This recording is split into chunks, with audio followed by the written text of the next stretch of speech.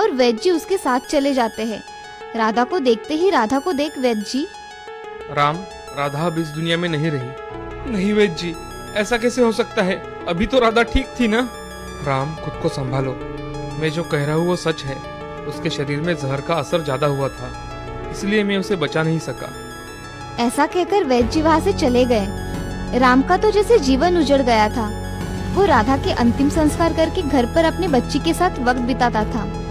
राम अब उदास रहने लगा था, मगर अपने बेटी की खातिर दूसरी शादी करने के लिए मान जाता है। थोड़े दिनों बाद राम सुजाता से शादी कर लेता है। बार अगर उससे कोई गलती हो जाती थी तो उसकी उसे सजा मिला करती थी। एक दिन सुजाता किचन में काम कर रही थी, तभी उसके हाथ से तेल की कढ़ाई गिर जाती है। सुजाता सुहानी की ओर देखती है तो सुहानी के पैर पर तेल पड़ा था। वो रो रही थी, उसके पैर पर बहुत बड़े छाले पड़े थे। तभी सुजाता सुहानी से, अरे इतना रोने की क्या बात है? थोड़ा ही तो तेल गिरा है, ज्यादा नाटक मत करो। माँ, बहुत जल रहा है, आग हो रही है पैर में। जाओ, जाकर पानी डालो उस पर, समझी?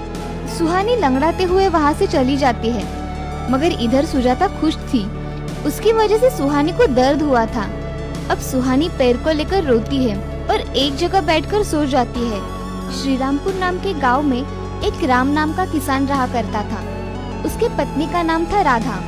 राधा को एक बेटी थी जिसका नाम था सुहानी। सुहानी बहुत ही समझदार थी, वो स्कूल में जाया करती थी। राम हर दिन खेत में जाकर अपना काम किया करता था। उसके साथ राधा भी हाथ बटा दिया करती थी। उससे राम को बहुत मदद हो जाती थी। एक दिन राम को अच्छा नहीं लग रहा था, तब राधा राम से, अजय, आपको अच्छा नहीं लग रहा है तो आप थोड़ा आराम कर लीजिए। राधा, मैं आज सोच रहा हूँ घर पर रहकर ही आराम कर लूँ। हाँ, आप ऐसा ही कीजिए, मैं खेत में जाकर देखती हूँ, ठीक है? ठीक है राधा, मगर जल्दी वापस आना। हाँ ठीक है। अब राधा खेत में काम करने के लिए चली जाती है। खेत में जाते ही वो काम करने लग जाती है। काम करते करते उसे शाम हो जाती है, उसका उसे पता भी नहीं चलता। वो शाम होने पर घर जाने के लिए निकलती है, तभी उसे घर जाने के लिए बहुत देर हो जाती है। वो जल्दी जल्दी घर जाने के लिए निकलती है, तभी उसे रास्ते में बारिश लगती है। बारिश की वजह से राधा एक पेड़ के सहारे खड़ी रहती है। वो तेज बारिश में पूरी तरह से भीग जाती है। बहुत देर होने के बाद भी बारिश कम होने का नाम ही नहीं लेती, इसीलिए राधा घर जाने के लिए निकलती है। उसे रास्ते में जाते जाते पैर को कुछ काट लेता है।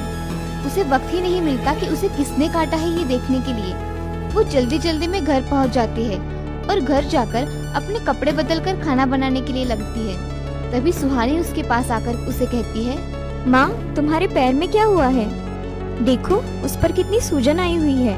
अरे हाँ, खेत से जल्दी जल्दी आते समय पैर को किसी कीड़े ने काटा होगा। कल तक अच्छा हो जाएगा। चलो हम खाना खाते हैं। राधा खाना लेकर आती है और सभी खाना खाने बैठ जाते हैं। तभी राम राधा से, राधा, खेत में जाती हो तो थोड़ा जल्दी आया करो। आज देखो, देर हो जाने की वजह से बारिश में भीग गई ना। हाँ जी, कल से घर जल्दी आऊंगी। ऐसा बोलकर वो सब खाना खा लेते हैं और खाना खाकर सभी सो जाते हैं। राधा अगले दिन सुबह जब उठती है तो वो देखती है कि उसका पैर अब बहुत सूज गया था और उसे उसके पैर से उठा भी नहीं जा रहा था। उसे कुछ समझ में ही नहीं आ रहा था कि ये सब क्या हो रहा है। जब वो सुबह नहीं उठी तो राम उसे देखता है तो वो उठी हुई बिस्तर पर पड़ी हुई थी। उसे देख राम राधा से, राधा, आज उठना नहीं है क्या? सुबह हो गई है। अजय, मुझसे ये पैर हिलाया ही नहीं जा रहा। मैं क्या करूं? मैं कब से उठकर बैठी हूँ मगर उठ नहीं पा रही हूँ। अरे कुछ नहीं, तुम आराम करो, थोड़ी देर ठीक हो जाएगा। अजय, ये पैर अंदर से बहुत दर्द कर रहा है, मुझे कुछ समझ में नहीं आ रहा है। मैं मेरा काम करके आता हूँ, बाद में तुम्हें वैद्य जी के पास लेकर जाऊंगा, ठीक है? हाँ जाओ, जल्दी अपना काम करके वापस आना। हाँ, तुम्हारे पास सुहानी रहेगी, मैं जल्दी वापस आता हूँ। जी। ऐसा कहकर राम घर से काम करने के लिए चला जाता है। जब राम घर वापस आता है तो वो देखता है कि राधा को बहुत तेज बुखार चढ़ा हुआ है। ये देख राम जल्दी से वैद्य जी को बुलाने जाता है। तभी वैद्य जी से राम, वैद्य जी, मेरी पत्नी राधा को बहुत तेज बुखार है और कल उसके पैरों को कुछ काटा भी था, उसके वजह से उसके पैर में सूजन भी आ गई है। आप जल्दी चलिए वैद्य जी, मुझे बहुत चिंता लग रही है। ठीक है राम, चलो मैं आता हूँ, मुझे देखने के बाद ही पता चलेगा कि उसे क्या हुआ है। ठीक है वैद्य जी, आप जल्दी चलिए। चलो राम। ऐसा कहकर राम के साथ वैद्य जी चलने लगते हैं। वो जल्दी ही राम के घर पहुंच जाते हैं। में राधा बुखार से फनफना रही थी। उसका तेज बुखार देख वैद्य जी चिंता में डूब गए। वो उसके पैर के पास देखते हैं तो उसे जहरीले कीड़े ने काटा था। ये सब देख वैद्य जी, राम, राधा को ये सब कल ही हुआ है ना? हाँ वैद्य जी, कल ही उसे कुछ काटा है। इसे किसी विषारी कीड़े ने काटा है राम, इसीलिए उसका विष इसके पूरे शरीर में फैल गया है। मैं कुछ दवाइयाँ देता हूँ, तुम इसे वक्त पे देते रहना, ठीक है? मैं शाम को आकर देखता हूँ कि इसकी तबीयत में सुधार है या नहीं। जी वैद्य जी, ये दवाई खाना खाने के बाद ही देनी है ना? और ध्यान रहे उसको उठने मत देना, नहीं तो ज्यादा तकलीफ होगी। जी वैद्य जी। ऐसा कहकर वैद्य जी वहाँ से चले जाते हैं। राम राधा को खाना खिलाकर उसे दवाइयाँ देता है। ये सब देख राधा राम से, अजी मेरी वजह से आपको ये सब करना पड़ रहा है ना? मुझे नहीं लगता मैं अब ज्यादा देर तक जिंदा रह पाऊंगी। अरे राधा, तुम कुछ भी बोलती हो, तुम्हें पता भी है तुम क्या बोल रही हो? मैं तुम्हारे बिना कैसे जी पाऊंगा बताओ? और हमारी खुद सी बच्ची का क्या होगा? अजी मुझे लगता है मैं अब आपके साथ कुछ दिनों की ही मेहमान हूँ, इसलिए आप मेरे जाने के बाद दूसरी शादी कर लेना। मेरी बच्ची को माँ का प्यार भी तो मिलना चाहिए ना? राधा, तुम ऐसा क्यों बोल रही हो? कुछ नहीं होगा तुम्हें। अब मैं थोड़ा आराम करती हूँ। ऐसा कहकर राधा अपनी आंखें बंद करके सो जाती है। तभी राम अपने बाकी के काम कर लेता है, मगर शाम होने पर भी राधा नहीं उठी, इसीलिए राम उसे उठाने चला जाता है। राधा का बदन ठंडा लगा तो राम ने उठाने के लिए उसे हिलाया तो उसे महसूस होता है कि राधा बेहोश है। वो वैद्य जी के पास चला जाता है। वैद्य जी उसके साथ चले जाते हैं। राधा को देखते ही राधा को देख वैद्य जी, राम, राधा अब इस दुनिया में नहीं रही। नहीं वैद्य जी, ऐसा कैसे हो सकता है? अभी तो राधा ठीक थी ना? राम, खुद को संभालो, मैं जो कह रहा हूँ वो सच है। उसके शरीर में जहर का असर ज्यादा हुआ था, इसलिए मैं उसे बचा नहीं सका। ऐसा कहकर वैद्य जी वहाँ से चले गए। राम का तो जैसे जीवन उजड़ गया था। वो राधा के अंतिम संस्कार करके घर पर अपने बच्ची के साथ वक्त बिताता था। राम अब उदास रहने लगा था, मगर अपने बेटी की खातिर दूसरी शादी करने के लिए मान जाता है। थोड़े दिनों बाद राम सुजाता से शादी कर लेता है। जाता, तुम्हें सुहानी को अच्छी तरह से संभालना है, जैसे मेरी पहली पत्नी राधा संभाला करती थी। जी आप उसकी चिंता मत कीजिए, मैं सुहानी का अपनी बेटी की तरह ही ख्याल रखूंगी। ऐसा कहकर सुजाता सो जाती है। सुहानी की आंखों में आंसू आ जाते हैं। वो सूखी रोटी खा लेती है और वही सो जाती है। शाम को राम घर पर आता है तो वो सुहानी के पास चला जाता है। सुहानी का चेहरा उसे उतरा हुआ दिखाई देता है। वो सुहानी को उठाकर पूछता है, सुहानी बेटी, यहाँ ऐसे क्यों सोई हुई हो? क्या हुआ है तुम्हें? सब ठीक है ना? हाँ पिताजी, मैं ठीक हूँ, मुझे कुछ नहीं हुआ। आज तुम्हारा चेहरा क्यों उतरा हुआ है? मुझे बताओ जरा। पिताजी, मेरी पहली माँ कितनी अच्छी थी। मुझे खाना अच्छा नहीं लगा तो मुझे दूसरा बना कर देती थी, मगर ये माँ ऐसा नहीं करती। ऐसा कहकर वो उठने लगती है। तभी राम सुहानी से, क्यों बेटा, तुम्हें ये माँ अच्छी नहीं लगती? अच्छी लगती है पिताजी, मगर वह मुझसे अच्छा बर्ताव नहीं करती। मेरी पहली माँ देर हो गई तो डांटती थी। ये माँ बोलती है कि अगर तुम घर पर जल्दी नहीं आई तो तुम्हें खाना नहीं दूंगी, और वो ऐसा ही करती है। वो बिल्कुल अच्छी नहीं है। मुझे घर के सारे काम करने पड़ते हैं। क्या तुम्हें घर के सारे काम करने पड़ते हैं? हाँ पिताजी, मगर माँ को मत बताना कि मैंने आपको ये बात बताई है, नहीं तो माँ मुझे सजा देगी। ठीक है सुहानी, मैं चलता हूँ, तुम जाओ खेलो जरा। हाँ पिताजी। ऐसा कहकर राम वहाँ से चला जाता है। राम जाकर सुजाता के कमरे में चला जाता है। सुजाता कमरे में आराम कर रही थी। तभी राम सुजाता से, सुजाता, मैंने तुमसे कहा था ना कि सुहानी को कुछ तकलीफ नहीं होनी चाहिए, फिर भी तुम उससे बुरा बर्ताव कर रही हो। जी आपको किसने बताया कि मैं उसके साथ बुरा बर्ताव करती हूँ? मुझे किसी ने कुछ बताने की जरूरत नहीं है, दिखता है मुझे, समझी? उसके साथ अच्छा व्यवहार किया करो। जी मैं उससे अच्छा बर्ताव करती हूँ, आपको गलतफहमी हो गई है।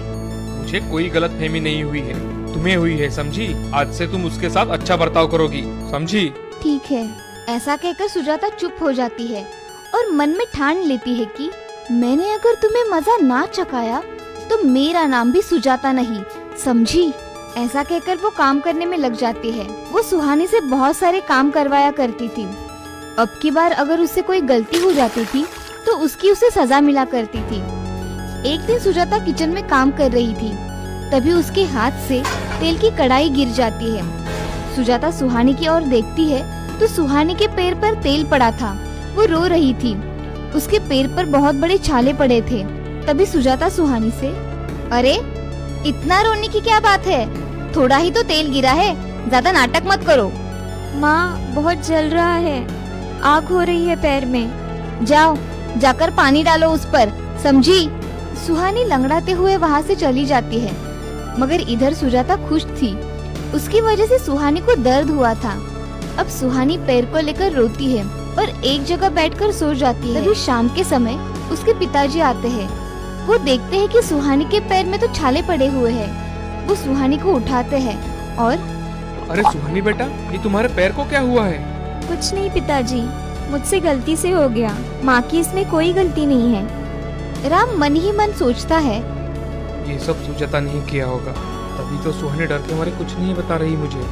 कुछ करना पड़ेगा, ऐसा ही चलता रहा तो सुहानी के जान पर भी बीत सकती है। कुछ सोच सुजाता को बाहर बुलाता है। तभी सुहानी चौंक कर राम की ओर देखती है। तभी राम, सुजाता जल्दी बाहर आओ। जी आपने बुलाया, क्या हुआ है? इसके पैर को क्या हुआ है? तुम घर में होते हुए तुम्हें कुछ पता नहीं? सुजाता अब बहुत डर जाती है और मन में सोचती है, इस सुहानी ने कुछ बताया तो नहीं होगा, नहीं तो आज मेरी कुछ खैर नहीं है। मुझे आज सच बोलना ही पड़ेगा। अजी, मेरे हाथ से गरम तेल की कढ़ाई गिर गई थी और सुहानी तभी वहाँ ही थी, उसके पैर पर जाके गिरी। इसमें मैंने कुछ जानबूझकर नहीं किया, गलती से हो गया। सच कह रही हो? अगर ये झूठ निकला ना तो तुम्हें मैं हमेशा के लिए तुम्हारे मायके भेज दूंगा, समझी? सुजाता ये सब सुन बहुत डर जाती है और उसे महसूस होता है कि वो कितनी गलत थी।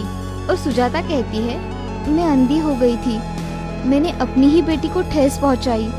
मैं अब से ऐसा कुछ नहीं करूंगी, मेरा यकीन करो। ये आखिरी मौका है तुम्हारा सुजाता।